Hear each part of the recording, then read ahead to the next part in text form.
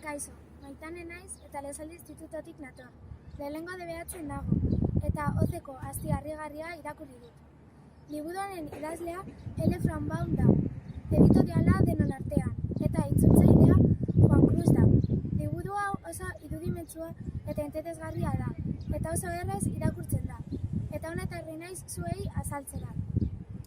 Liburu honen protagonista Dodozi da. Dodozi Kansaseko baserri batean bizi da, bere txakurrarekin Toto. Egun batean, zikloi handi bat Kansasera joaten da, eta Dodozi herrialde arraro batera eramaten du. Dodozi etxera bueltatu nahi du, eta etxera bueltatzeko Esmeralda herrialdera joan behar da, hoz ezagutzeko.